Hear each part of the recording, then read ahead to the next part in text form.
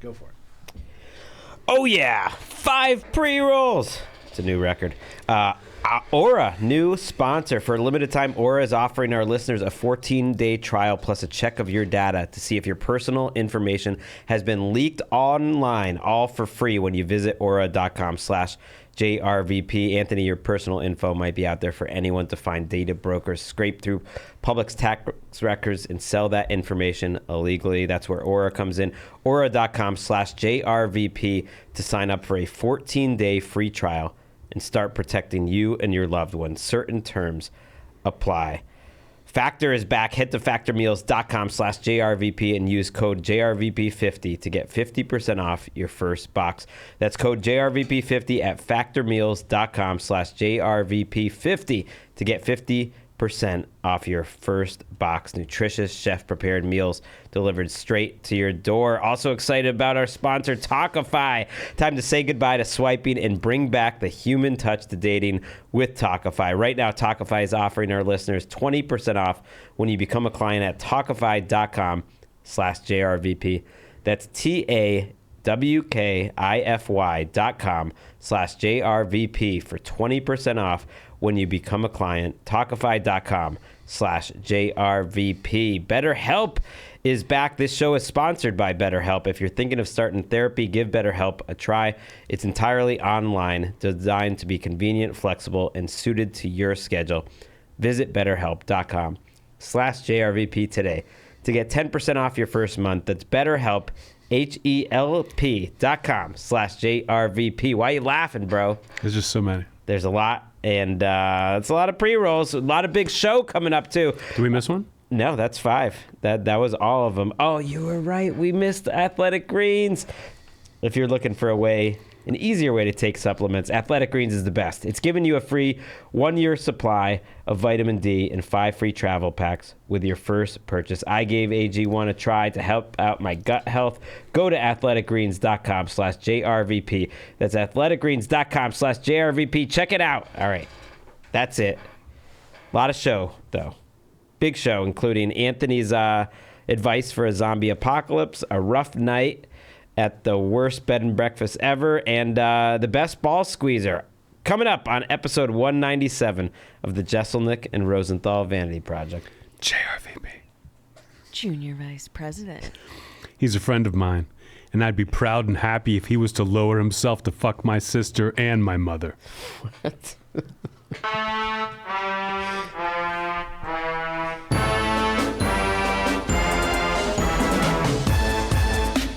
I just talked so much.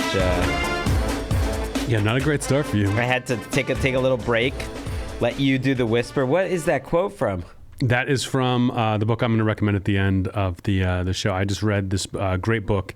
It's a classic noir book called The Devil in a Blue Dress, and by Walter Mosley. And I was reading it, and it's great. I understand why it's a classic. And at one point, there's like the main character is a black man, and it's like in like the 40s or the 50s. And he's like up by the boardwalk in Santa Monica, and these white kids they're about to like beat him up, and he's like, "Fuck, I can't fight, Whitey. These kids are gonna kill me." And then his like partner shows up, this white guy, and pulls a gun on all the kids, and he's like, "This is my friend." And when I read and I'd be proud and happy if he was to lower himself to fuck my sister and my mother, made me laugh so hard that I had to write it down immediately and use it. Did that make the movie? I had never seen the movie. Me neither. Yeah. I'd never seen it, but I would watch it after reading the book. The book is so good that I would check out the Denzel Washington film of the same name. That's true friendship. How has your couple weeks off been here from the road? It's been great.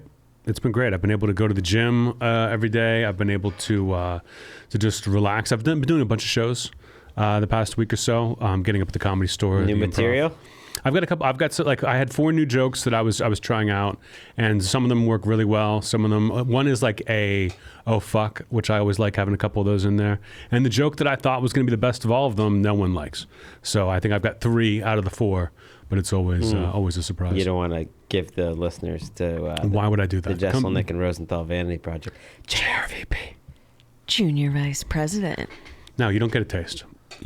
But what I have decided I will do is when I announce new tour dates, the fall tour dates, they're getting announced April 3rd, but I'm going to announce it early for the listener. Which I actually, you know what? I don't know if I can do that now, because next week we are taking off. We are off next week. So, yeah we're taping this on March 21st and goes up later tonight on the West Coast. And, yeah, we are taking 1 week off. Then we're back coming strong.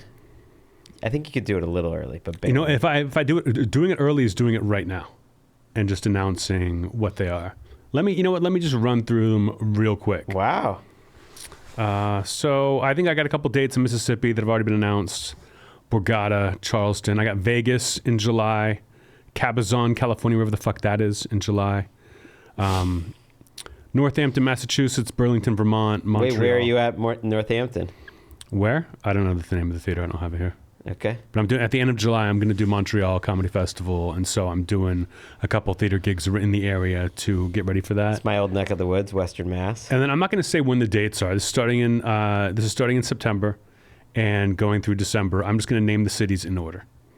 New Orleans, Dallas, Austin, Nashville, Atlanta, Charleston, Chicago, Detroit, Kansas City, Omaha, Des Moines, Baltimore, Cleveland, Huntington, New York, Montclair, New Jersey, Washington, D.C., Denver, San Francisco, New Haven, Bethlehem, New York, Orlando, Jacksonville, Hollywood, Florida.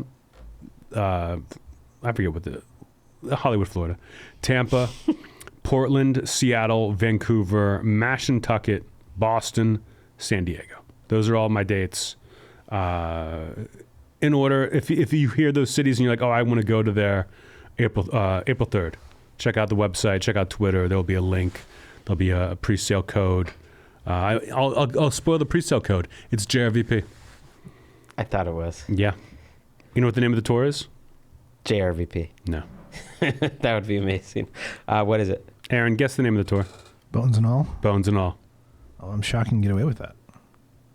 Why would you be shocked that I can get away with anything? Well, you can, but I'm saying for copyright. Despite this cancel culture climate, I can do whatever I want. That's a Bones and All title for a Bones tour. and all move, yeah. It's not going to be the name of the special, but maybe it will be. We'll see. But yeah, I had to decide. They're working on the artwork and everything now, and announce on April 3rd. But yeah, since we're taking off next week, I guess I'll just give people a preview, and there it was.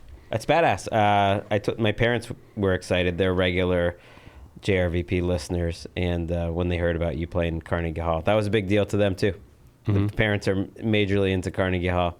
They think that's like a big moment. Emiko is too. But we're thinking maybe we'll try to get out there. You should. For Carnegie Hall. It's during the NFL season, which is always tricky. I wish you had thought about that. But we'll find out about it. We'll find out what day of the week, and then maybe it's possible. Come if you can. My parents are coming. I think a lot of people from Pittsburgh, local people, are coming. My parents were like, "Yeah, we're telling people you're coming to." I was going to go to Pittsburgh over for Thanksgiving.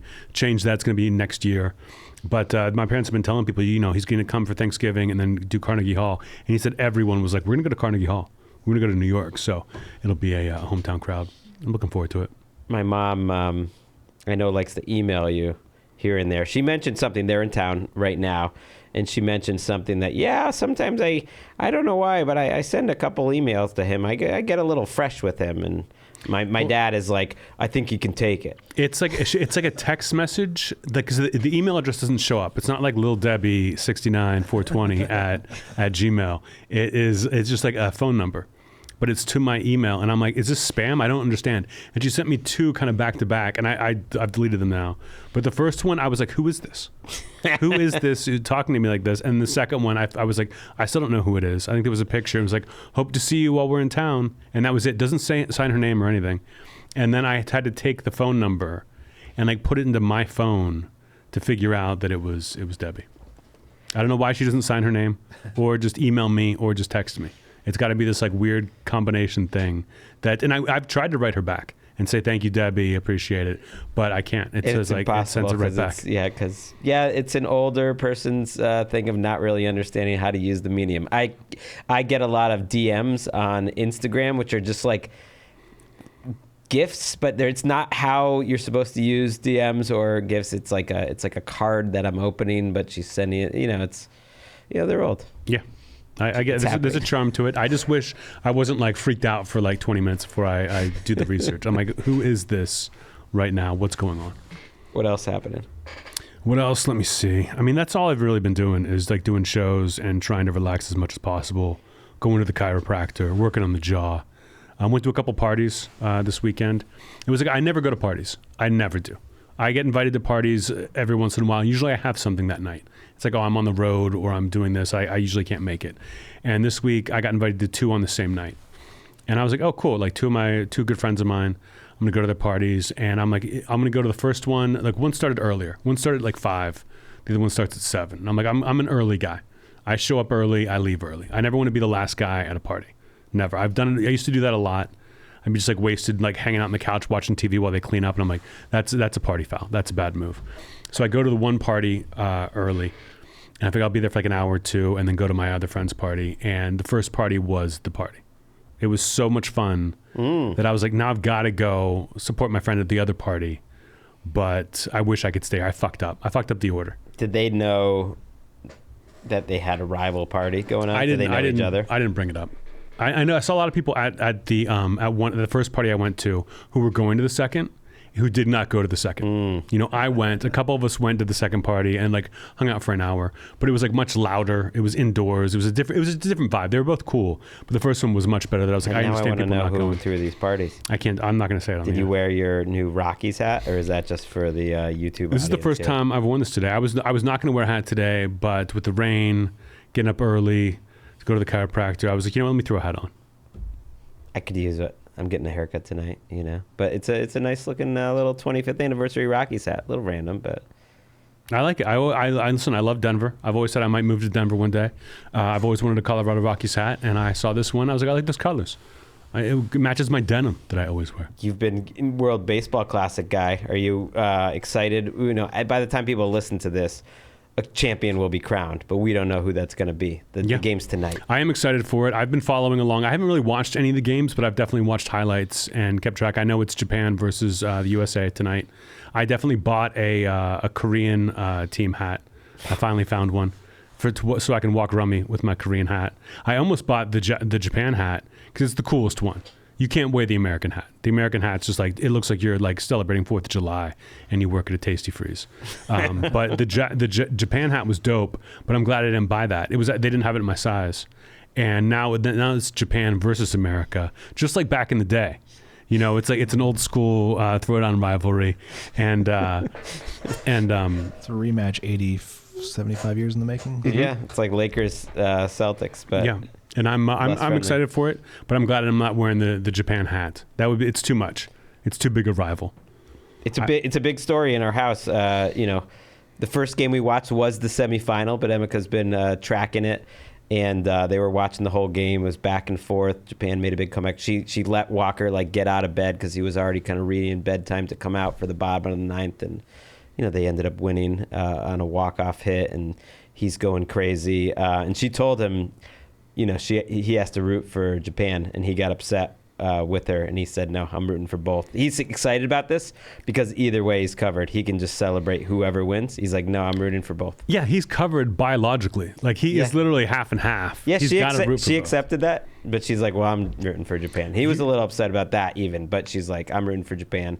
He's like, no, I'm covered. This is the perfect thing because he just wants to celebrate. He wants to jump up and down. Sure. So either way, that's happening. Have you thought about drawing a line down the center of his face? So he can do both. Like, you know how like sometimes people wear jackets? It's like they got kids on both teams, so the parents wear like a jacket that's half and half. He should do that. Yeah, Travis Kelce's mom. Yeah. Mm-hmm. Yeah, he wants to be. Who's that guy? Lars Nootbaar. Cardinal. You know, Cardinal it's like a white guy who doesn't speak any Japanese as their leadoff hitter because his mom is Japanese, but he grew up here and we're talking Walker up that you can be the Lars Nootbaar of the next generation. It's a great name. You know, Lars Nootbaar.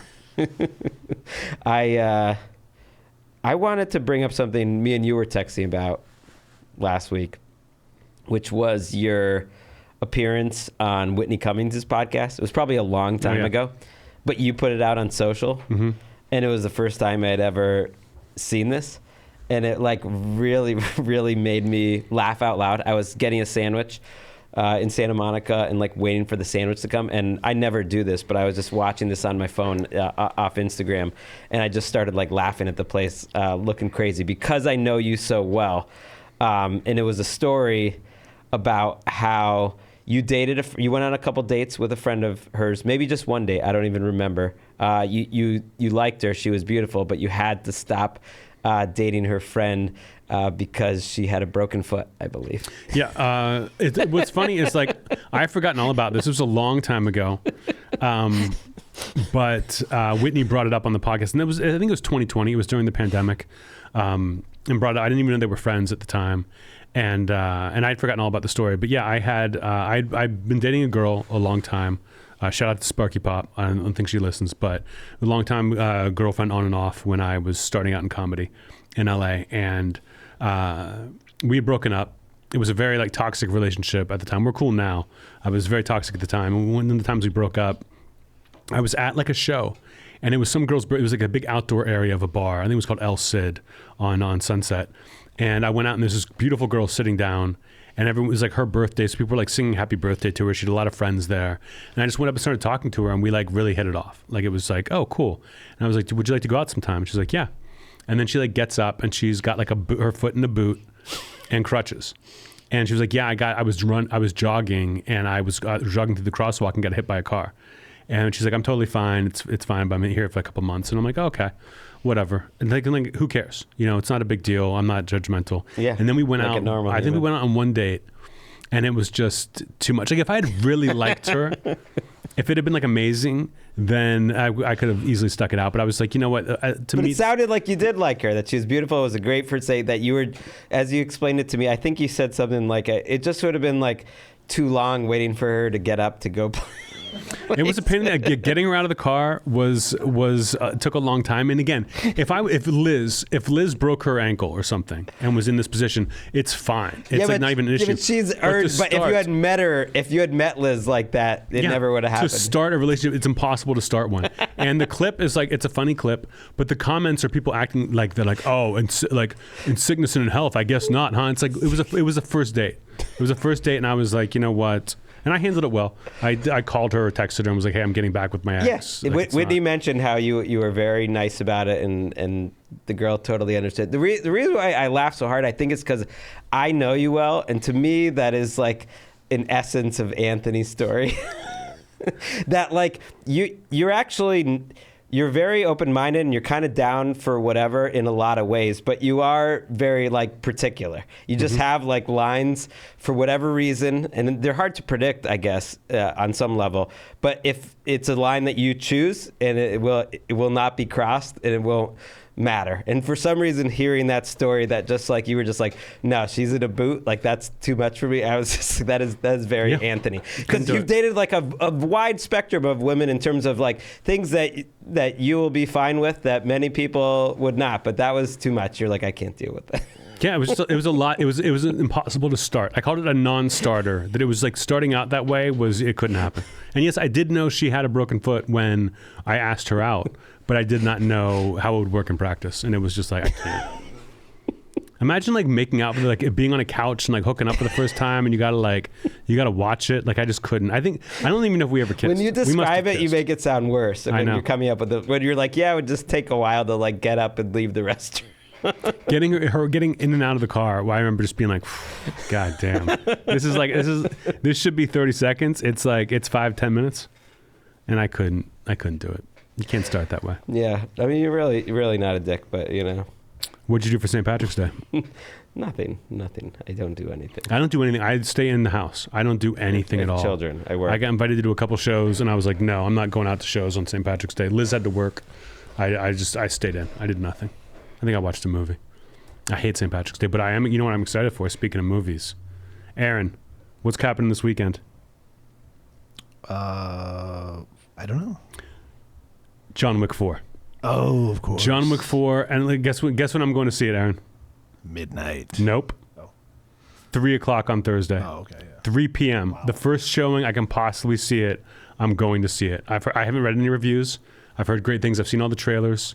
I can't believe fucking Lance Reddick died. R.I.P. Goddamn. Do you know who Lance Reddick is? Yes, Daniels from The Wire. Yeah. Yeah. Yeah, he was incredible on The Wire. He was great on Oz. He was great. Every time I see him, he showed up in something. I was psyched. He's amazing in John Wick, and I'm super sad that he's no longer with us. I hope he survives John Wick. I hope he survives 4 and they kill him off like in between 4 and 5, because if he dies in the movie, I'm gonna weep openly. I'm making Liz come with me to John Wick 4. She's never seen any of the John Wicks, but I love John Wick. No, he's amazing.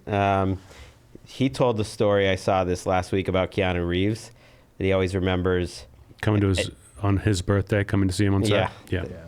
That was, but I only Daniels, what's his name again? I apologize. Lance Reddick. Lance Reddick.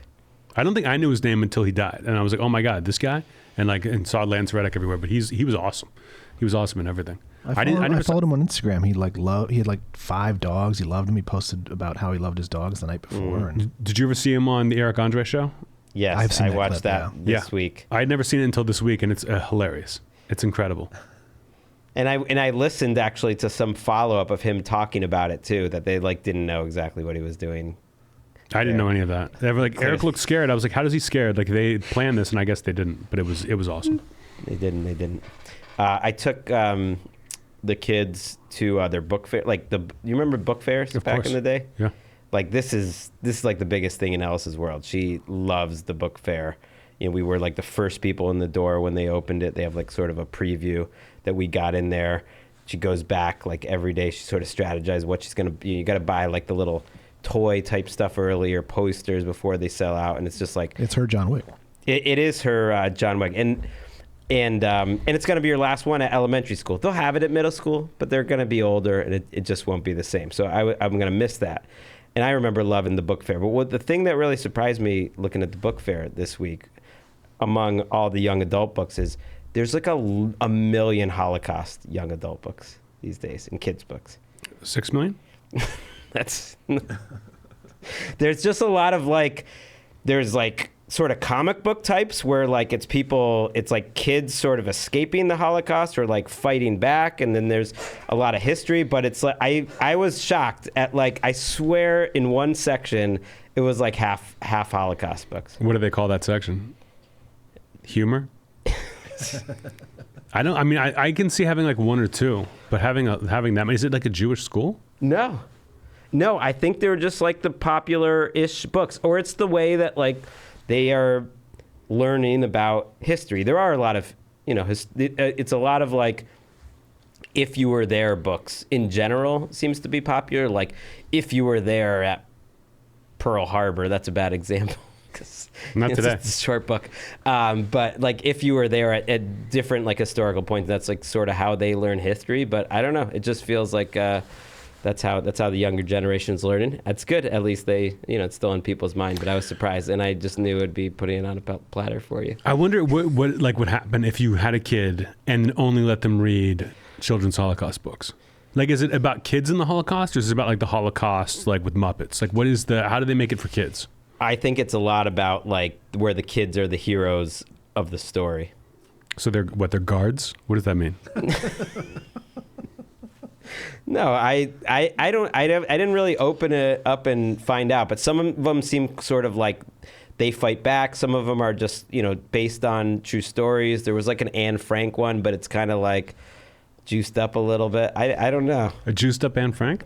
I mean, just not the actual, Diary of Anne Frank, but kind of a graphic novel version of it. I guess that's one reason kids don't like to take showers. Don't shake your head at me. You introduced a ton of Holocaust books in the kids' book fair. For grade 1 through 4? I wonder what it's like in Florida. You know how they've banned, they don't let kids learn about anything? Yeah. It's not white people rule. I wonder if the Holocaust falls under that. I saw one thing where how they changed the textbooks, where it went from Rosa Parks. It was she was discriminated against because of the color of her skin. She was asked to move her seat. She asked to move seats because of the color of her skin. She refused. She's a hero. And the next one was she was asked to move seats. She refused. It just makes it look like she was just stubborn and had nothing to do with. Well, and then it's and then she was arrested for it. Mm-hmm. But it was why would this be in a they took out the context, and why would this be in a history book? It's so funny that you would want kids to be dumb. It's amazing to me. It's amazing to me. But yeah, make the kids learn about the Holocaust nonstop, like nothing but the Holocaust. That's not what I'm saying is happening, but it was an interesting trend. I just wanted to get your takes on it. How many of those books does Ellis have? I don't think she has any. We gotta have a talk. Does she know about like your grandfather, like, you know, fleeing Germany or any of that stuff? Does she know there's any kind of connection to the Holocaust? I've mentioned it, but I feel like if I don't mention things once a year, they, for the most part, forget them. And I don't think I've mentioned it in the last year. So I gotta bring it back around. Grandpa's visiting. He was born in Berlin, 1941. So maybe it's time. Yeah, have him read to her. Although she's getting to the age where now, like she's getting, you know, sassy with the word. Like we were taking a hike on Saturday, and my mom started saying something, and she was just like, I don't want to hear your stories because then you just give like a lot of details and history and all these facts, and it's the weekend and I'm not trying to learn things. That's like, great. Okay. If I was going to write a children's book about the Holocaust, how funny could you make it before people got mad? You know, like you can't have a little humor. Remember that movie Life is Beautiful? Remember that piece of shit? I saw movie? That's one of those movies. It's kind of like 500 Days of Summer. I only saw it once, and I liked it at the time, and yet now I know if I watched it again, I would think it was a piece of shit, but I can't pretend I didn't like it at the time. I remember seeing Life is Beautiful in college, taking a girl, this beautiful girl who I did not know was Jewish, but looking back, like, of course, she was 100% Jewish. I know who you're talking about, I believe. The architecture student. She was older. We were like sophomores. She was like a senior, a fifth-year senior. Okay. And we went to, I was like, you want to see Life is Beautiful? Because I heard it was good. And she was like, okay. And then she bawled her eyes out in the movie. And I was like, what's the matter? And she's like, I'm Jewish. Like, this was really hard to watch. And I was like, I'm so fucking dumb for not recognizing your Jewishness. She was the most Jewish. And for taking her to see a Holocaust movie. I'll never forget. And then not enjoying the movie because of that. And then looking back, it's like, well, yeah, it's a comedy about the Holocaust. Miss me with that shit. I would see the Jerry Lewis one. Have you heard of the day the laughter died? Where he literally dresses up as a clown and leads kids into the gas chamber. That's literally the movie. But it was so bad, it was such a fiasco that he like kept it locked in a vault and no one will ever see it. They found a script a few years ago. But it's like literally there's like pictures of him dressed as a clown leading kids to the gas chamber. And he was like, this is what a mistake it was. Speaking of Jewish women, I got to talk about The Bachelor for a second. Okay. Aaron, do you watch The Bachelor? No. So you... sorry, the movie is called The Day the Clown Cried. The Day the Clown Cried, not The Day the Laughter Died? No, that's the Dice. Yes. Dice's album. I thought they had the same title. Yeah. So The Bachelor, Liz makes me watch this. It doesn't make... I mean, we sit down and we watch it on Mondays. And I don't really pay attention. I'm kind of like, I look up every once in a while. She'll ask me a question, be like, who's that? I'm like, I never know. But this week it's down to the final 3 women. And they call it fantasy suites. Okay. Where it's like you have like an overnight date. It's basically sex week. It's where they fuck. And then after they fuck, usually like all 3 of them fuck or whatever, at the end he's got to eliminate one of them. And then it's down to the final 2 that he like proposes to one of them. So it's like a big disaster. I think last year the guy fucks the first 2, and the third girl who he like likes the most is like, you didn't have sex with him, did you? And he's like, yeah, it's whatever. And she flips out and they break up and it's like a mess for him. So the guy this week, all right, comes in, and this guy's such a dork, but he comes in and he sits down with Jesse Palmer, who's the host now. And he's like, Jesse, this week, no sex. No sex of any kind. I want to make sure I find my person. And the look on Jesse Palmer's face is hilarious. He's looking at him like, why are you doing this? You don't have to do this. And so he goes to the first girl, and there's one girl who's my favorite, who's the Jewish girl. She is so hot. She is like the hottest girl I've ever seen on The Bachelor, period. She's first, and she's like way too cool for him. She's like New York Jewish cool and super hot. Her voice is hot. The other 2 girls are fine. He likes them more, but this is like, oh, I'm rooting for the hot one. He goes to her first, and they're having a great date, and then he's like, we can't have sex tonight. And the look on her face as she processes this is hilarious. He somehow manages to not have sex with her, this girl. They sleep together in the same bedroom, no sex. He goes to the next girl, all right, who's like a little more homely. I call her Snow White. He tells her they can't have sex. Her face as she's hearing this is hilarious. She's like, why you don't have to, we're adults, we can have sex. He ends up having sex with her. Whoa. Then he goes back to Jesse Palmer and almost breaks down crying about how he messed up and had sex with this girl. And the look on Jesse Palmer's face during this is absolutely incredible. Jesse Palmer is trying as hard as he can not to laugh in his face. And then the guy on the verge of tears says, I've got to go tell everyone now that I had sex with this girl. He goes back to the girl he had sex with and says, I've got to tell everyone that we had sex. The look on her face, incredible. She's like, why would you tell? I thought this was between us. You're going to go tell everyone now? Like, I guess the TV show already knows now. You told fucking Jesse Palmer? He goes and starts his third date, his last date, with the girl he really wants to be with of all of these. But she's like, she's so excited for this night. And he immediately is like, I had sex. She's like, what? And it's like he fucks up so hard the entire time. And then finally, everyone's crying. Everyone's a mess. He goes, he's with the 3 girls come up. He's got to eliminate one of them. And the Jewish girl finds out that he's had sex after saying he's not going to fuck her. And she's so hot.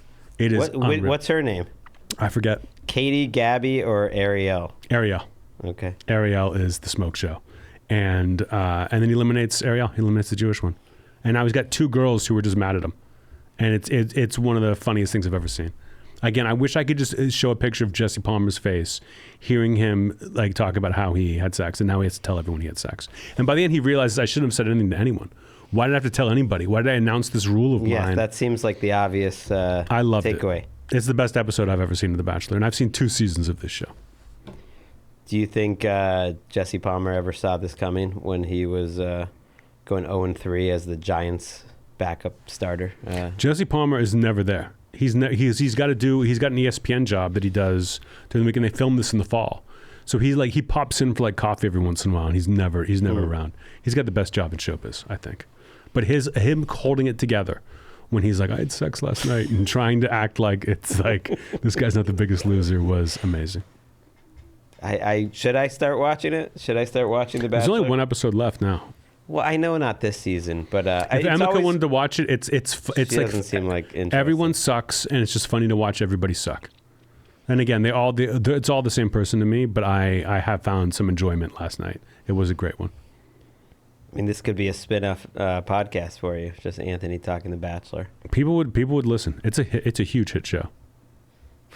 You're really breaking ground here. It's been around forever. No shit. It is. It started when we moved to LA. And it's been around ever since. I knew a guy who moved here at the same time I did, got a job as an editing assistant on The Bachelor, and has now worked that for 20-some years. It's like that's the best job you could have gotten, a job on The Bachelor. It's a real Hollywood success story. Mm-hmm. Sticking around. Yeah, I had a friend in the Page program who started out at the Ellen DeGeneres show, like as a Page, and he was still there like 17 years later. That's simply not true, Ellen. And now it's time for Did We Get Any Notes? Did we get any notes? Notes. Did we get any notes? Notes. Did we get any notes? We got a bunch of stuff for you in the Did We Get Any Notes. First of all, as a reminder, we're off next week. There will be no podcast next week, so just listen to this one again. Go watch The Bachelor. Go watch John Wick 4. We're giving you the time.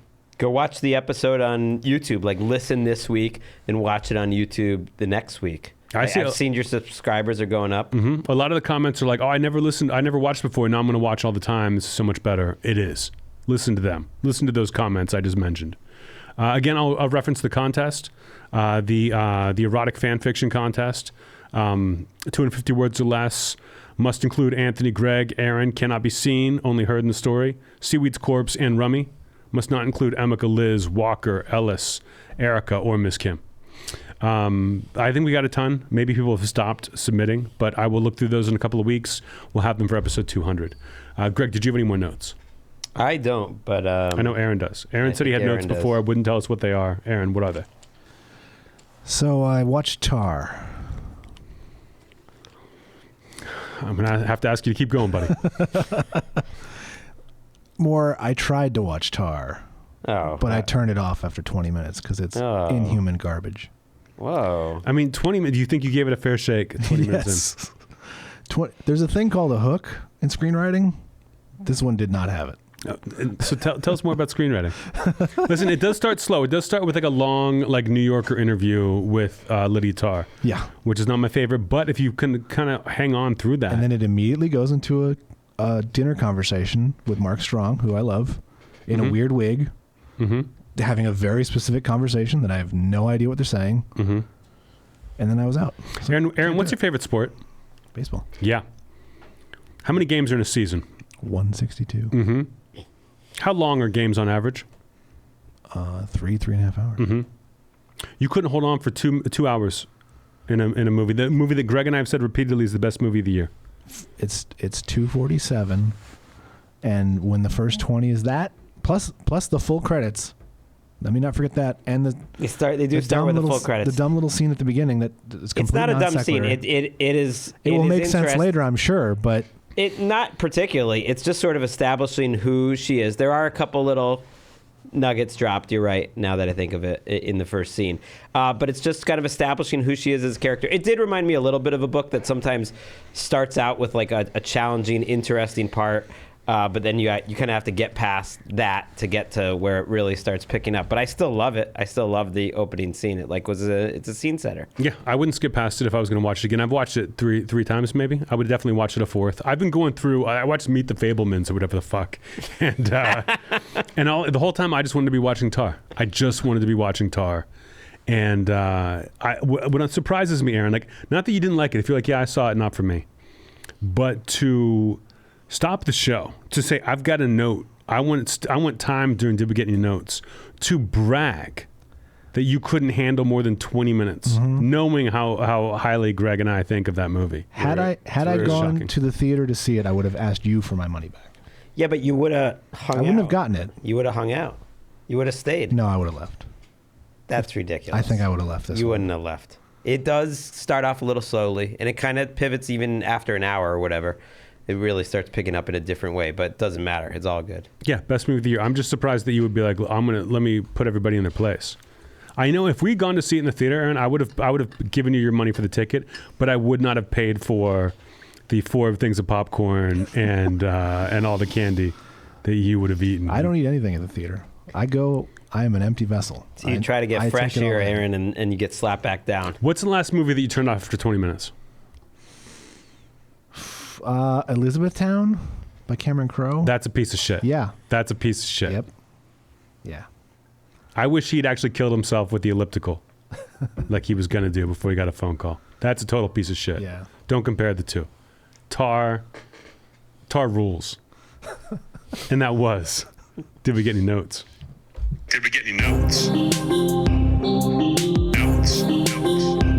Did we get any notes? Notes. Did we get any notes? You're a podcast producer. You got one of the most boring jobs. Like, your job is to be there while boring things happen. Stop. I disagree. And you couldn't handle more than 20 minutes of Tar. I sit through a lot of conversation, but it's interesting to me. None of that was interesting. I get not loving the first 20 minutes. It definitely picks up. I do sort of get that, but you're learning about this world you don't know about. There's some stuff to read between the lines, certainly. It's got some great Adam Gopnik content if you're a New Yorker fan. But you know enough about film to know that it's going to pick up. The things you're not thinking like, why is this being so talked about? I need to hang on past 20 minutes. You're just watching a movie. I watched it because of your recommendation. You didn't watch it. I did. You not. watched 20 minutes and then you bailed. Yeah. Did you see the woman's head at the back of the theater? I think right at the end of that little interview. I did. Yeah. Did you wonder Who's that? who's that? No, Just wonder- that? wasn't that interesting? What's your How face about when look it like? started out and it's showing her in the hotel room and someone's texting about her and stuff? That literally is how the movie starts, right? That's intriguing. Yeah, you don't have to love it, but bragging about how you were too short-sighted to stick past 20 minutes is what gives me pause. Like what you like, dislike what you dislike, but to brag to us, to stand up and swing your dick around because you bailed after 20 minutes is crazy to me. Right, because if you went back and now started 20 minutes in and then came back to us next week and let us know what you thought, I would respect that. Mm-hmm. I'm not More than this. It's not going to happen. I'm not going to do it. How'd you watch it? Did you rent it? Did you No, it's on Peacock. I think It's on Peacock. It Okay, is on Peacock. So you weren't. I think if you saw it in the theater, you would have liked it more, because you can't leave. You can't get up and leave after 20 minutes. Oh, I can. I'm going to. You know what? Tonight, I want you to watch Skin of a Rink. Watch it with your kid. All right, guys, emails are a thing. It's email corner. Email corner. Emails are a thing. Email corner. Email. It's email corner. JRVP Junior Vice President at gmail.com. That's where you send your erotic fan fiction. That's where you send your questions. And listen, I'll say this again. Give us some weird ones. Give us some funk in there. It doesn't have to all be like stand-up questions. It can be some weird hypotheticals. Let me and Greg get to work. I like that. And here comes some stand-up questions. Miss Kim, Anthony, Greg, and Aaron. Anthony, if you would start stand-up in 2023, what would your approach be with social media? Would you sacrifice jokes on Instagram and TikTok before taping a special, or would you just do the same as you do now? I mean, I'd love to say I would do the same as I do now, but I think I would have to, bow down to that bitch and suck its dick. The social media dick. Bow down to that bitch and suck its dick. Luckily, I started 20 years ago when this wasn't around. Like when Twitter came up, it was like, do you put your jokes on Twitter or just, not your act? And I was like, oh, I'm not going to do my act on Twitter. I want to save that. But if it was like TikTok and Instagram, the way things are now, and there are people who like actually blow up off of it, I don't think I would have been able to resist. I think I would have been that guy taping my set and putting things up. I may have, because albums weren't like aren't the thing now like they used to be. It was like then it was like get an album together, maybe get some fans, and then go on the road. But I think either I wouldn't be a stand-up today if I started now. If I was in my 20s and started now, I just wouldn't do it. It doesn't seem as attractive to me. It's like now it's more about podcasting. Back then when I started, it was like I wanted to be a stand-up comic. Yeah, but there's still guys like that and sure. girls like that. I mean, but it's much different. And that social isn't the center of the world. It was like you become a stand-up and you can become a writer, you can become an actor. But I kind of wanted to be a stand-up who wrote. And I think now it's podcasting and social media that I don't think it would have had the same draw to me. It's not like I would have I want to do this, but I can't handle it. It's like it's not the same job as it was when it was starting out 20 years ago. Bow down. I like to think that I just wouldn't have done it. I'd be pure, but I think it's unavoidable now, and it sucks. Well, I like the way you use it now, and sure. You don't really. But I'm established. If I was starting out and like struggling to kind of find a foothold, you almost have to do this, and I just feel bad for these kids. It also the same emailer Ben asked me, would I ever consider doing stand-up? I feel like I just got this question. What style would I go for? Dark one-liners like Anthony, or would you choose a completely different path? Who would be your inspiration? No, I would do it exactly like Anthony. Mm-hmm. I would do dark one-liners. Mm-hmm. Mine would be even darker. Wow. Just like very dry. It'd just be like, is this guy even joking? It'd be like, he really reminds me of Anthony, but way shorter and no beard and and a more annoying voice. So I just think that would be my lane. What do you think would have happened if after I started doing stand-up in LA 20 years ago, if you started doing stand-up? Do you think we'd still be friends?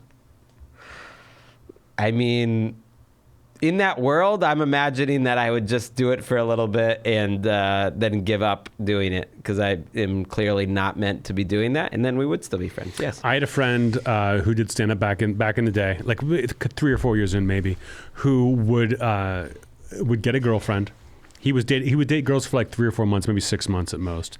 It was cute. He'd bring them around. They were cute. They were friends with everybody. They'd be like, oh hey, Lisa's here, and then they would break up, and then right after they broke up, the girl would start doing stand-up.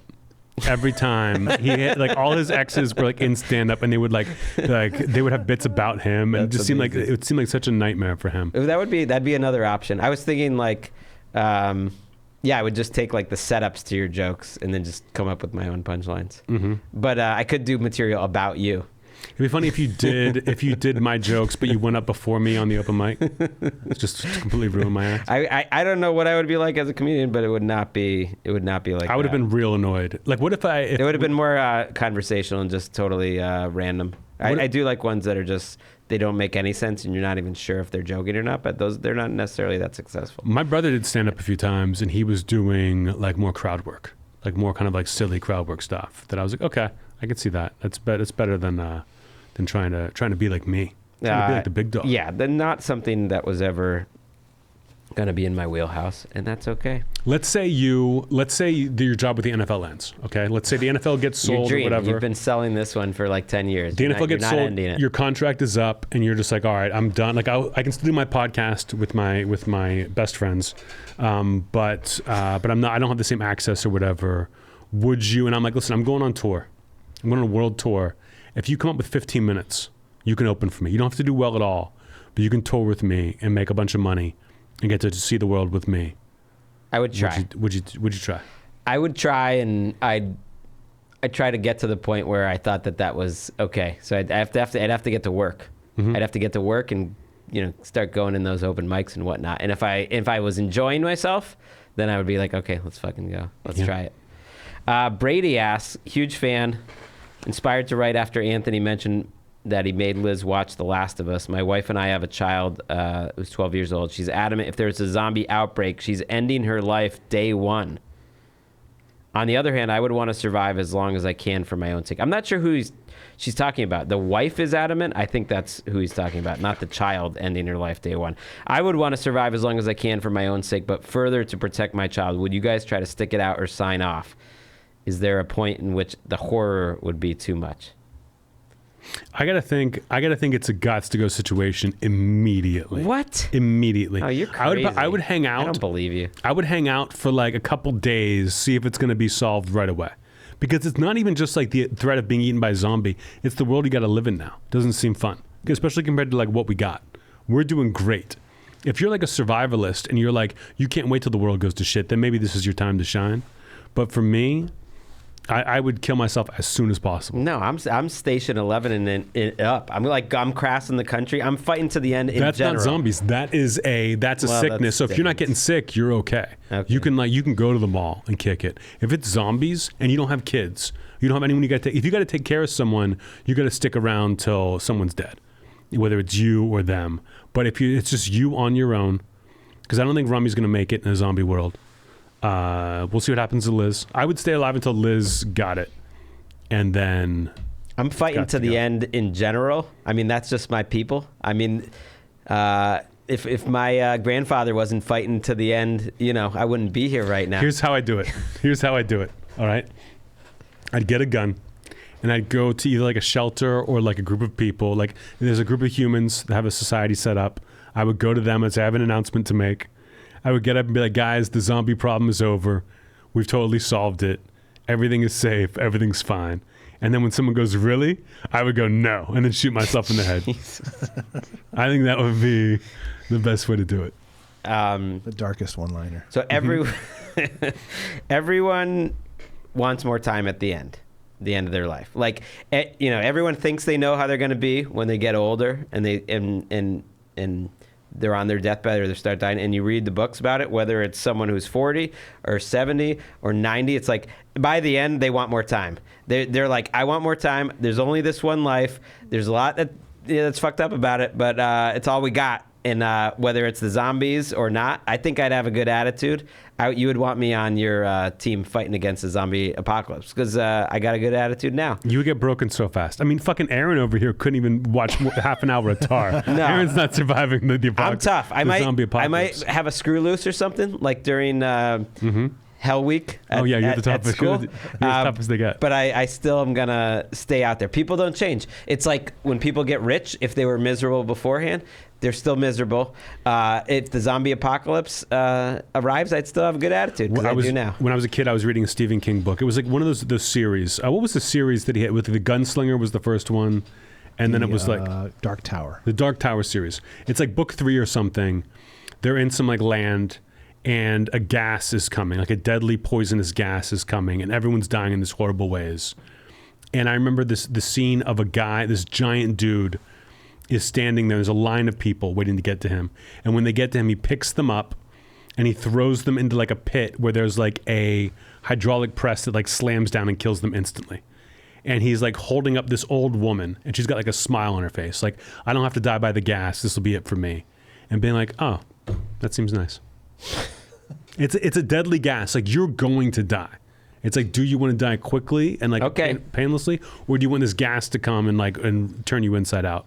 That's the zombie apocalypse. That's a different scenario. I would hold out hope You get in in the line? zombie apocalypse, because maybe you can make it 4 years. You could have some small victories. You could have some moments where it's like, oh, that was a great burger. I mean, are they getting rid of lunch in this zombie apocalypse? Someone's cooking something. You're holding out for the promise of a great burger. Yeah, I mean, wouldn't that be worth it? Like, I'm not saying In-N-Out's open, but I mean, if you have some good meals along the way, I would take it. In-N-Out's overrated. The good meal thing. It's gonna be a bad time, man. It's gonna be a bad time. In-N-Out's not overrated. There's no football. I think You're useless. You can't do anything. Why? In this new society? What are you gonna do? you could Talk about free agency. make love. You know, you could have a experience. You could have a good conversation with your kid. Greg, I don't know. This is what I come back to is about 2 weeks in. I can't believe I said make love. 2 weeks in, Gross. you're going to have to be shitting in a bucket every day. Yeah, you're gonna get sick so I fast. can't. You just want to make love in a pile of shit while zombies try to bite you. I'm just saying, I'm try to find gonna that look burger. for something good to happen. Why would you think you'd find a good burger in the zombie apocalypse? Is electricity all gone? Yeah. I mean, why? There's no zombie apocalypses in all these made-up scenarios where you don't have electricity, where there's not like a fucking skillet or something. They come and they get there. They get to electricity, but what you have to do in that society to enjoy that electricity is horrifying. You either become the villain, you either become a guy with like a baseball bat with spikes coming out of it, beating people to death. You would die. You would die before I did. If I killed myself, you would be dead before I hit the ground. Maybe, but I'm gonna make like another memory. Gonna have a double animal style. Make love. That's the worst thing I've ever said on this podcast. Grace asks, my friend found out her boyfriend has been cheating on her for several months with 4 different girls, sexting, hooking up, sending gifts, the works. She found out by going through his phone. He doesn't know this yet, that she knows, because he's in the military and out on deployment. He will be home in 2 weeks. What is the most bones and all way for her to drop the bomb on him and get the best revenge? Okay. We had a very popular revenge question about the girl whose boyfriend had broken up with her after cheating with his stepsister. I got to think they're inspired by that. I'm happy with this. He's a soldier, okay? He's doing the Lord's work. He's coming back. You want to be careful with that. Be respectful. You know what I mean? But I think the best revenge, what I heard would set off bells for me, was gifts.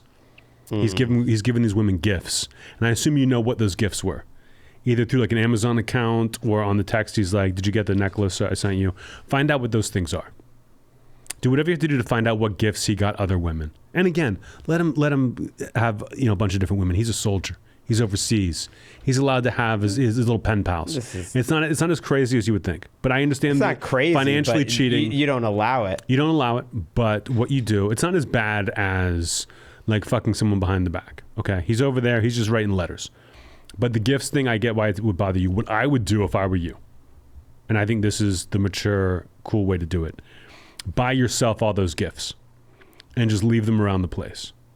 And maybe be like, do you like my necklace? You got it for me. Thank you so much. Make him think he's lost his mind. Never tell him you know about any of the cheating or the phone or any of that stuff, but just have the presents. Have all the presents he got other women. Keep them and insist that he got them for you. He'll lose his mind a little bit. He won't know what's going on. He's always going to be afraid. If he's smart, he'll maybe realize she's playing some mental games here. Why would you think that, though? It's such a crazy thing to do. This is almost like a torture situation. No. He thinks like a military man. It means he can't enjoy what he's done. He's no longer getting away with anything. He can't really enjoy it. He doesn't have these secrets. It's all out in the open, but without actually confronting him about it. And then you can't ever break up with him because America.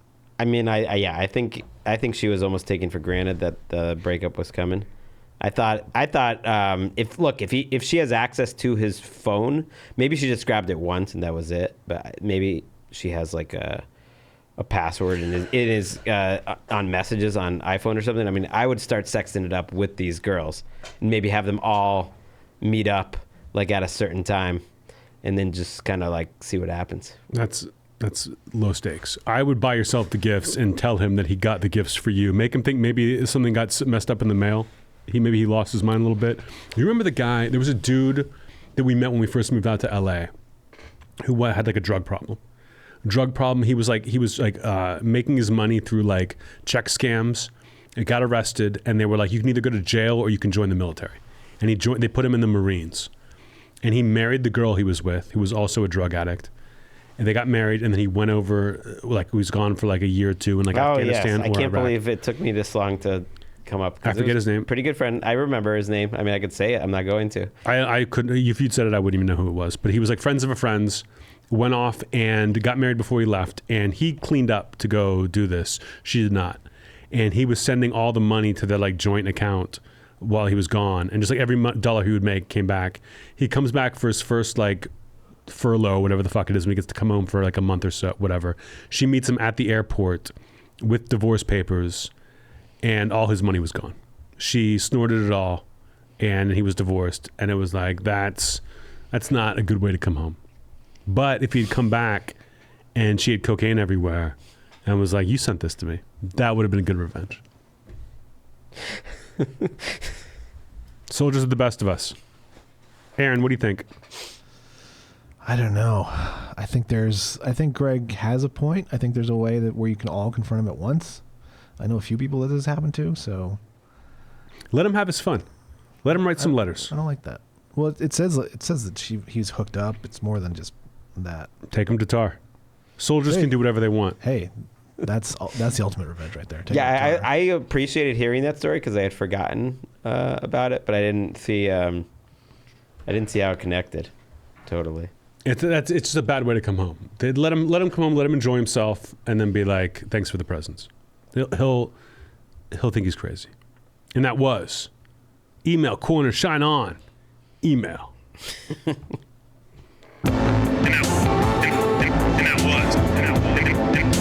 that was email corner. Diamonds around the world unite. Diamonds around the world unite. And now it's time for ad copy. Anthony really shaking those hips on the YouTube this week. Anthony, have you ever searched your name on a search engine? I have.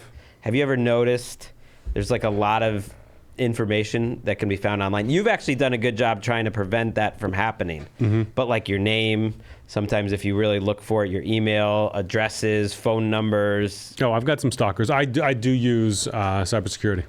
Yeah, that's a good idea. It's not just true for you, but for your friends and family. Your personal info is out there for really anyone to find. Data brokers can scrape public tax records, and they sell that information legally, making it accessible to everyone. And that's where Aura comes in. We're thrilled to partner with Aura.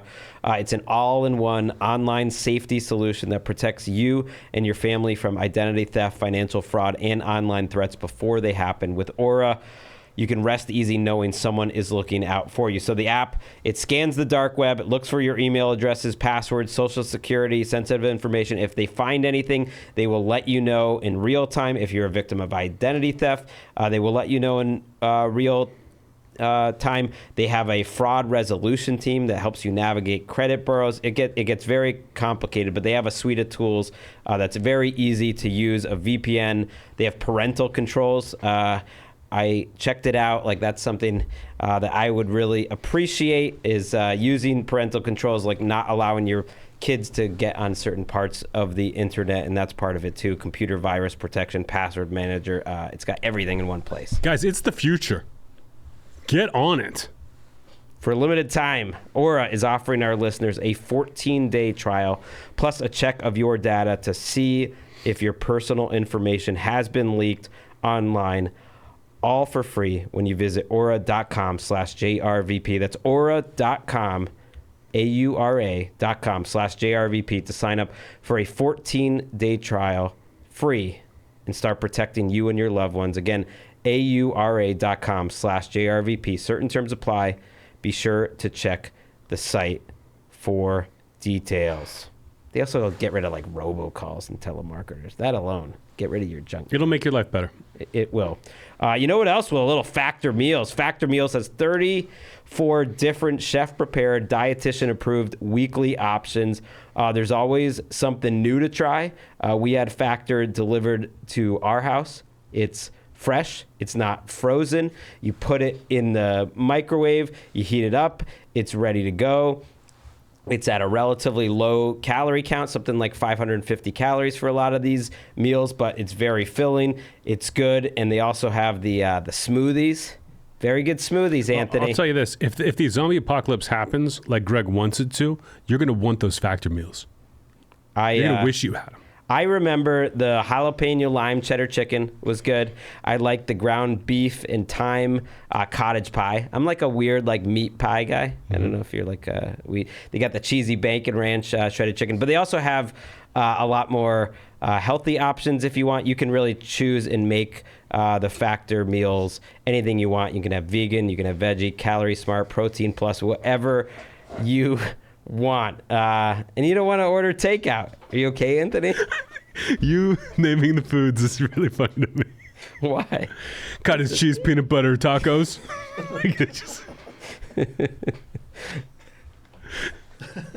Yogurt cake. Like, just the things. They are great. They were good. I like that. They were very filling, and I hate getting takeout. Takeout is unhealthy. It's expensive. It's not fresh, and you end up just spending an insane amount of money, and it's not healthy. Head to factormeals.com/JRVP50. Use the code JRVP50 to get 50% off your first box. So that's code JRVP50 at factormeals.com/JRVP to get 50% off your first box. Maybe if you're lucky, you can even get the Santa Fe beef bowl. Taco enchilada cheese curds. You're a weirdo. Talkify is back. We talked about Talkify a week ago. It was a big hit with our listeners. We heard from you guys that enjoyed Talkify, that have been getting frustrated with kind of the swipe style dating apps where it's just about fucking, and you want to have a relationship. You want to like have confidence. It's a modern matchmaking service. What are you laughing at? It's just about fucking. I just mean like Talkify is for people looking for like a deeper connection. You know, we're not just trying to swipe. Am I off base here? No, you're doing great. I'm loving this. Talkify, they have matchmakers. They meet with you to learn, to find out what you're looking for in a partner.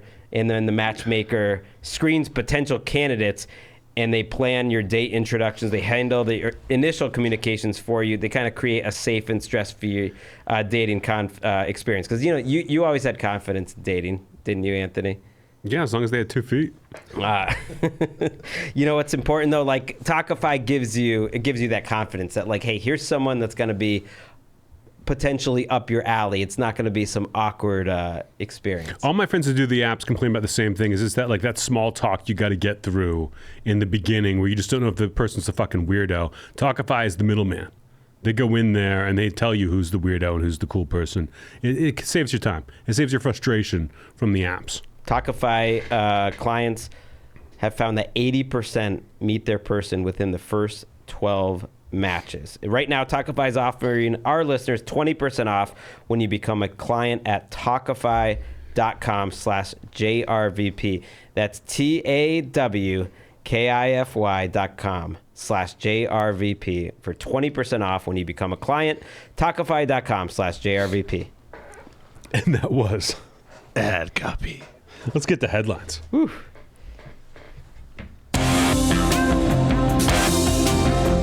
Headlines. That sounds too much like the last headline. It's not though. It's not, but I thought it was at first. Is that a new one? No, it's the one we've had. Okay. I have another one I can play. We're giving the listeners here of the Jeselnik and Rosenthal Vanity Project JRVP Junior Vice President. a real treat. A nice meaty episode. Mm-hmm. Right before we take a week off. A 33-year-old woman is in the custody of Nigeria's Ogun State Police Command for allegedly squeezing the testicles of her landlord to death during a disagreement over an electricity bill. Now, I love this. First of all, I had to read the article because, and it doesn't give you any information, but it sounds like he's like the testicles are living beings, and she squeezed them to death, and he's fine. That's what I was like. Did she just crush his testicles where they're no longer viable as testicles, or did she kill him by doing that? She killed him. Yes. She grabbed I his balls so assume that. hard and for so long. Does it say how long she grabbed him for? I don't know if length is the important part. I think strength is. I got to think it's got to be both.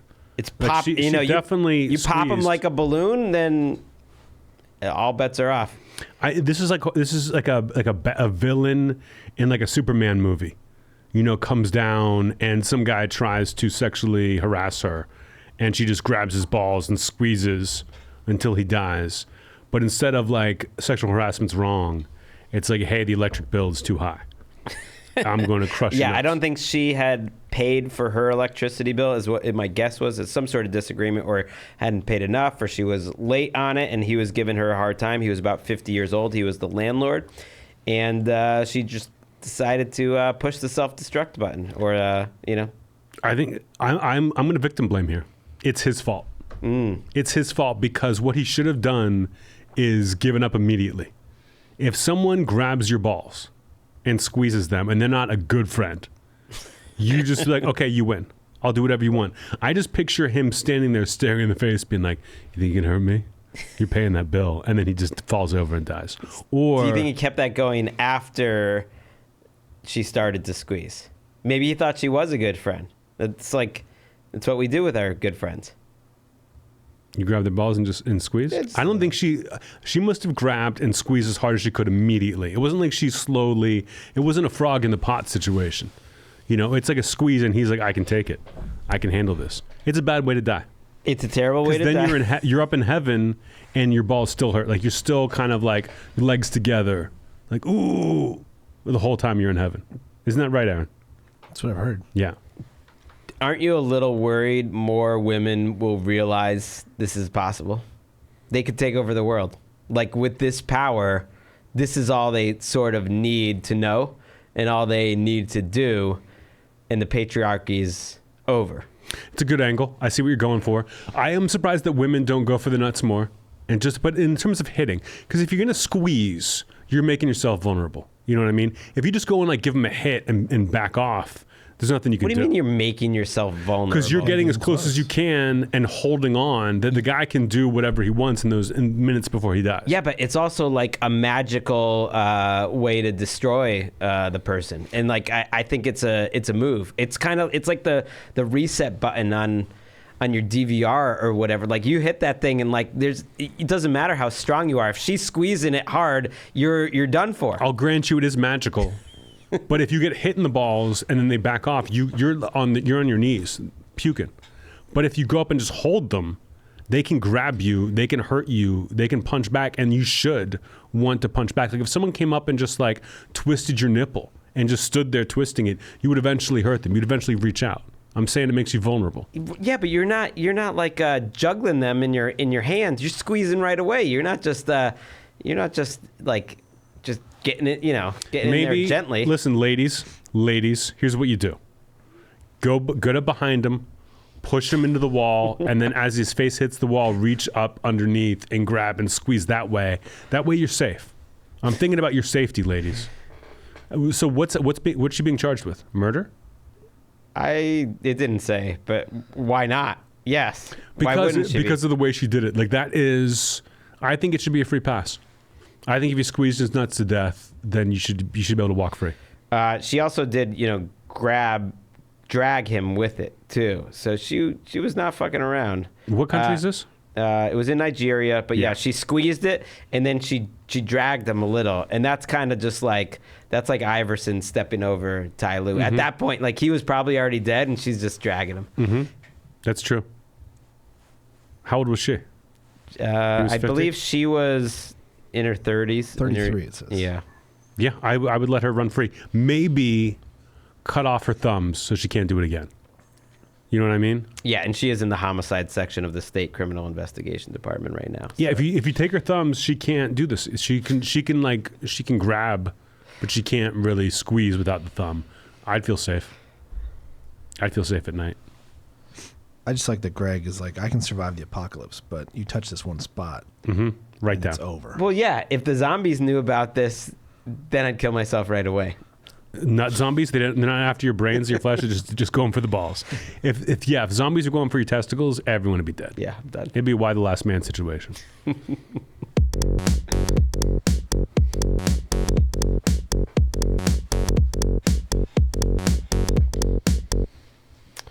So if you're a guy and you ever gone to a sauna or a hot spring, like with your friend, where you're in the nude, you inevitably get into an argument about the length of your penises. It's what saunas are for, basically.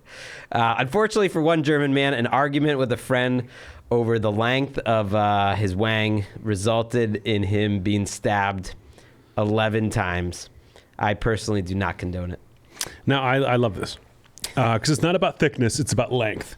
Now, was he stabbed in the sauna? I did not read this story. Well, I don't even know if it was about length. I think it was. Yeah, it said the size of his penis. I guess it didn't say if it was definitely length. It says length here. Okay, cool. Length of the penises. Wait, Penisi? What was your question? Peni? Was he killed in the sauna? Because my first question would be like, why are you bringing a knife in the sauna? Were there other people in the sauna that you got embarrassed in front of? Or was it just like, I can't live with my friend's penis being longer than mine. He's got to die. It was afterwards. The man and his brother-in-law, who was 39, was a little older. The guy, I think, was 27, the guy who killed him, met in the victim's house. And the three of those guys, like in a friend's house, drank alcohol together and then went to the host's sauna at 5 a.m. Someone at a sauna. Like in the middle of the night, they're totally wasted. They go to the sauna. They get into a big argument, and then I believe, like, right outside, I don't know where he went to go get the knife, but right outside the sauna, stabbed him to death because the argument was continuing. I mean, thank God my brother-in-law's penis is so small. Because if it was longer than mine, I don't think I'm letting him marry my sister. And if I was, I would definitely kill him. If he thought his penis was longer than mine, like it sounds legit. What country is this, by the way? This is Germany, yeah. Okay, yeah, this is for sure Germany. I don't know why I asked. It was stupid. 5 a.m. sauna after drinking, that's a bad move.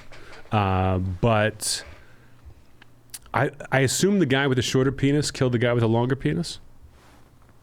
It didn't really explain what the penis length argument was about. I'm sure it was making a joke about the guy with the small penis. I mean, it would have to be. It wouldn't just be like, I swear it's 6 inches. No, it's actually 5.5. That doesn't seem like it would get to the level of stabbing. I'm going to say this to the guy who stabbed his friend to death 11 times. Work smarter, not harder. With 11 stabs versus one cut, you could have cut off his penis, and then who's laughing? You are. Because he doesn't have a penis and he's still alive. It's probably a lesser charge. You can go back in the sauna. There was some more information here, which I found quite amazing. His blood alcohol levels were taken, which 2 hours after the stabbing were still 2.9. 2.9. I didn't even know that's a thing. I thought you'd be dead.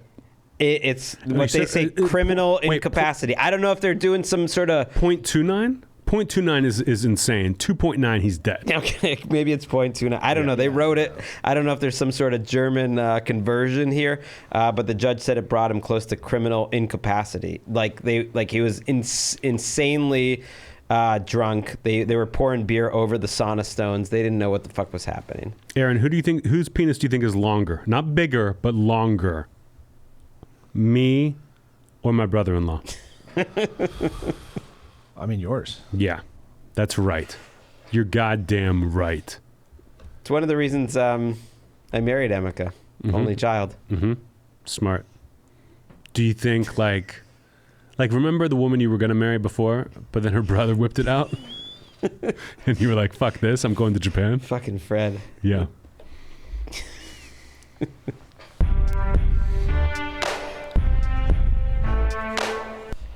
A high school student in Erie, Pennsylvania, who also happens to be the son of a former NHL player, now the GM of the Flyers, by the way, that player, has gone viral for pushing a woman's wheelchair down a flight of stairs while at a bar. Anthony, I don't know if you've watched the video. I have. We do have the video, I believe, available to be seen. Although our monitor, here we go.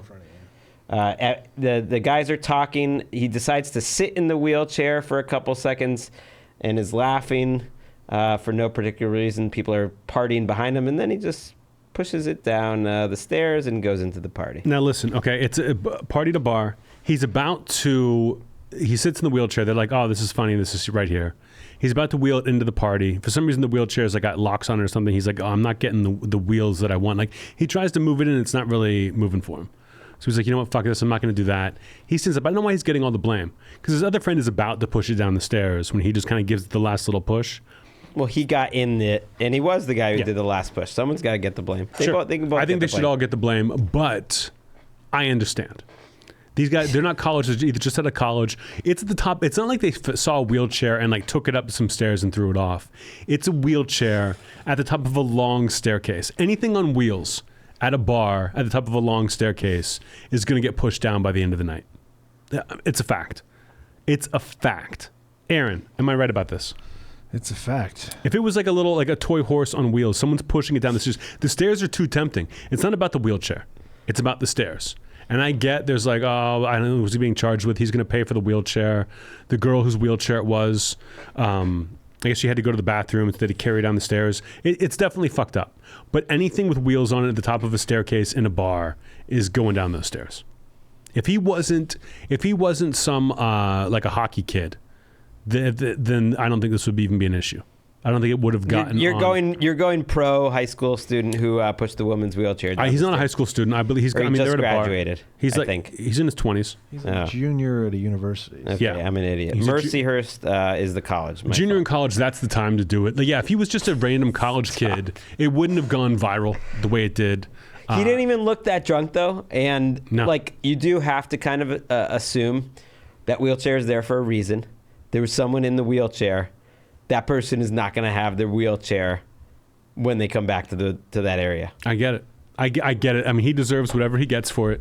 But apparently, the owner of the wheelchair was in the bathroom at the bottom of the yes, exactly. She had was to be in the carried wheelchair down. in the bar, but they took her out to the staircase. People carried her down. It's totally fucked up. I'm not defending it, but anything with wheels at the top of a high staircase in a bar is going down those stairs, 100%. It's human nature. Yeah. You want to push that down. I'm sorry, it's a wheelchair and not anything else, but it was for sure going down those stairs. Like, yes, if it was a Hot Wheels, they would push it down. Mm-hmm. What else? A grocery cart going down the stairs. Yeah. For sure. Yeah. Pair of roller skates. You're kicking them down the stairs. It's too hard not to. Basketball. You're kicking that ball down the stairs. It's going down there. Look at the staircase. Watch the YouTube and look at that staircase. It's so tempting. If I'm walking behind someone on those staircases, they're getting pushed down the stairs. It's too well, that's another tempting. level. People aren't, on wheels when they're walking around. That's just like homicide if the person goes down the stairs and dies. Yeah, listen, I don't have a problem with the kid being on a hockey team or whatever. Like, oh, his dad's the GM of the Flyers. Like, who gives a shit? Carson Breer. Yeah. I mean, that was part of it because the Flyers GM actually had to release a statement, which is kind of funny. That he said, I was shocked to see Carson's actions. They were inexcusable, run completely counter to our family's values. One of their favorite family values is like, don't push wheels down the stairs. Of course, his name is Carson. He looks like the kind of kid who would do it. I get why it's like infuriating, but anyone who does this should be forced to pay for the wheelchair or whatever. But everything at the top of a flight of stairs like that in a bar looks like a fucking slinky. And you want to push it down the stairs so bad. I don't think this is like a huge character flaw. I think it's like, yeah, you're a fucking asshole in a bar, in a college bar. You pay for it. He's going to have some punishment. He deserves whatever. But I understand 100%. I'm going to go ahead and say it is a character flaw. Anyone would have done it. He just happened to have been there. He just happened to have been in the right place at the right time. Yes, but not when she had to go to the bathroom. It's too difficult. It's on wheels at the edge of a staircase. It's getting pushed down. This is projecting. He's not. Would Anthony have done it in college? People. Yes, Anthony would have. Yeah, absolutely. Ad copy. And now it's time for. I was gonna play the music and then I would have done it. Play me a song so I can dance. Okay.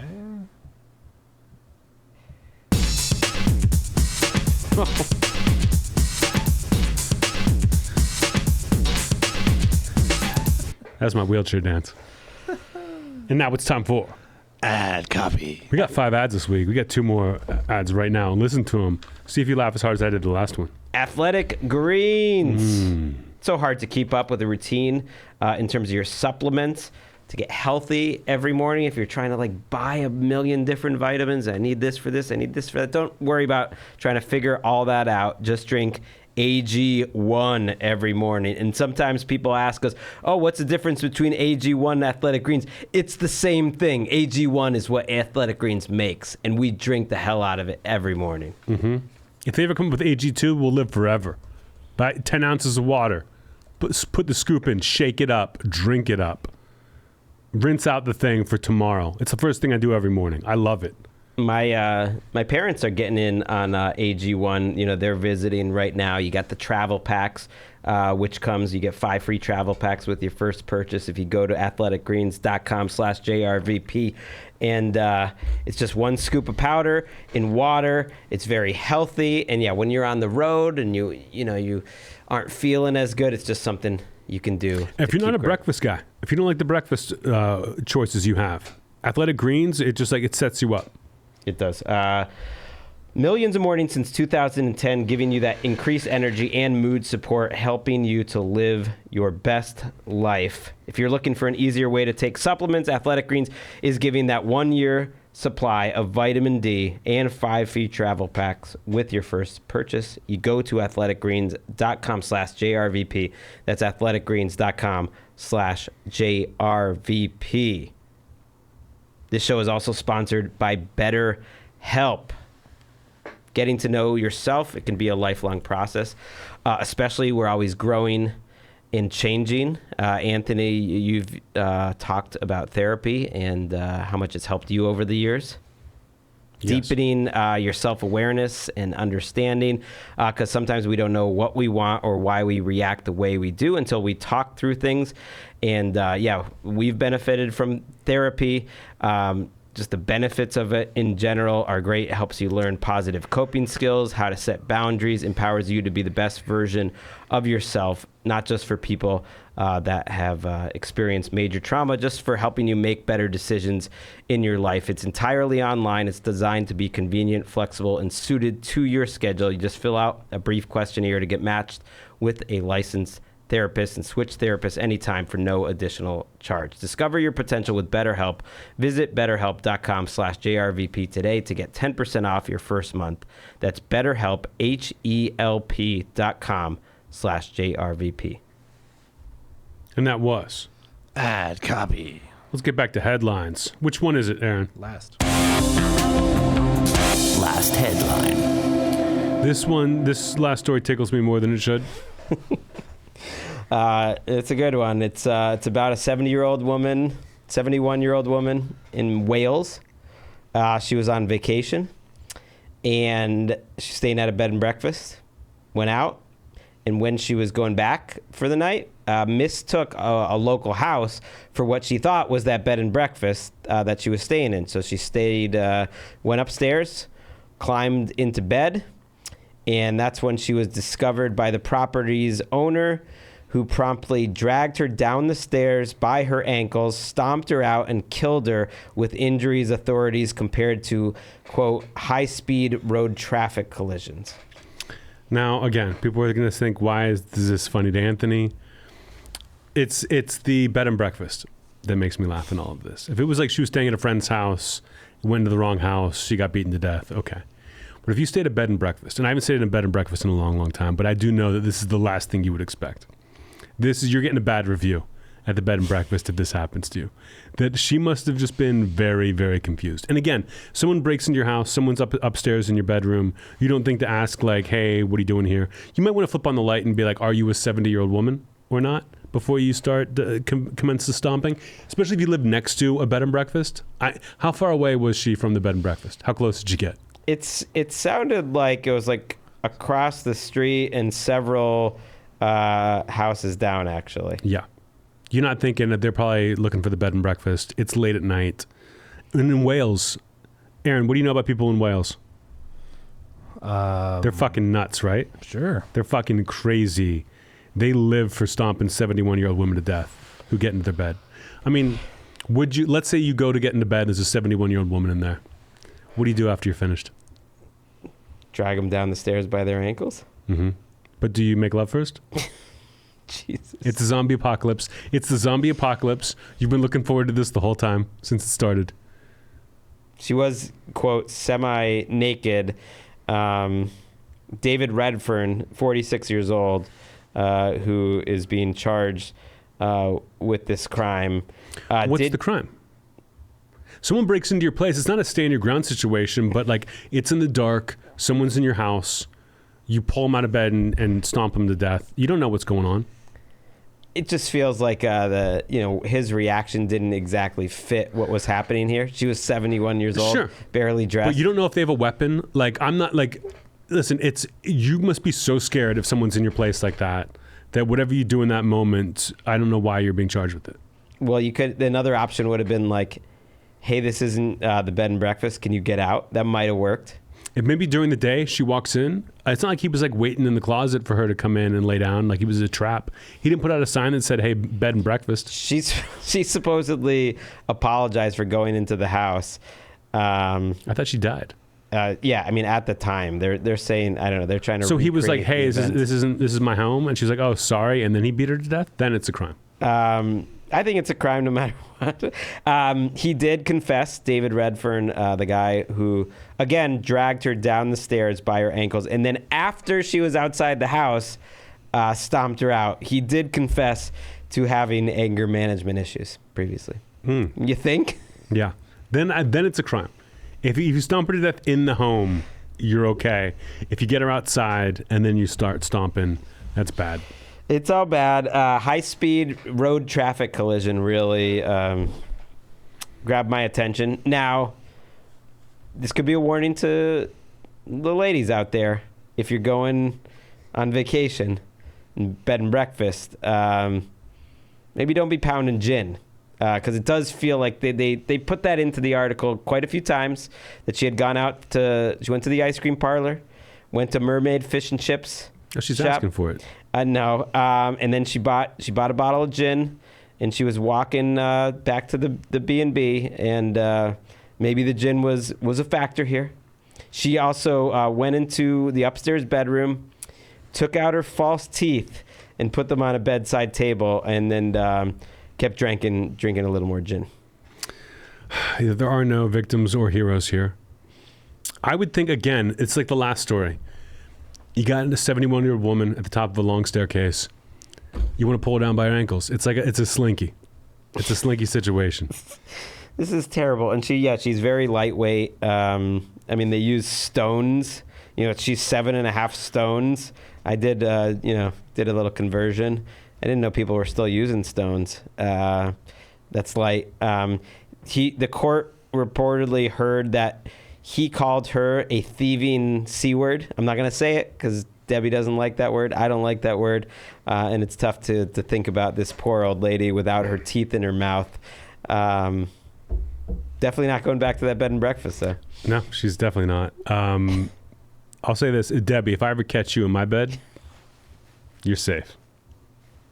And now it's time for Choo-choo. Recommendation Station. That's weird. We got the choo-choo. Choo-choo. Recommendation. Choo-choo station. Choo-choo. Get up, choo-choo. Choo. Recommendation. Choo-choo station. Choo-choo. Come on, ride that train and ride it. What do you got? I have a book. It's called Fever Dream by Samantha Schweblin. You recommended her book Little Eyes previously, I believe. You didn't recommend this, did you? I don't think so, no. What's her second book, 7 something? Yeah, that was her third book, which was short stories. This was her first book. It's called Fever Dream. It's incredible. I know you will love it. I've never read a book that made me feel as physically ill like literally almost made like my body feel like it was in revolt. And I mean that in the best way possible, sort of like watching a horror movie. Just like my stomach was tight. It was just like, it was a lot. And I don't think it'd be for everyone. It's definitely, I think, one, now that I've read it, it would be perfect to read in one sitting. It's about 180 pages, but there's not many words per page. And it's almost very dreamlike, where I didn't read it all in one sitting, and I almost like, I wish I had, because like restarting it, it's almost like hallucinatory, that it'd just be good to be inside of that world the whole time. It's told from the perspective of a woman who seems to be poisoned and is having a conversation with this strange boy in the hospital as she's dying, trying to figure out what happened. It's about a lot of stuff, kind of how nightmares work, how parents fear the worst about their children. It is fucked up as shit, and it'll stay with me. It's a haunting book. It's great. Fever Dream by Samantha Schweblin. It translated into English from Spanish. I will definitely check that out. I loved her last two books I read. I didn't know she had a first one. I will check it out. Again, my recommendation, I talked about it up top, Devil in a Blue Dress, a noir classic by Walter Mosley. Great book. Have not seen the movie, but the book is definitely worth reading. It's a fantastic read. Aaron, you got anything for us? Did you guys watch Perry Mason on HBO? I watched season 1. Yeah, season 2 is back. It's good already, so check that out. I love the dark tone of it, and the 20s and 30s in LA. It's pretty cool. I read a review that said the second season's better. I believe this first season wasn't that great. I enjoyed watching it, but it wasn't great. That I would check out the second season, and that was Choo choo recommendation station. Debbie, throw your bone here. Get us out of here. Whoa, Nelly Furtado. That's a spicy meatball. Is that okay, Greggy?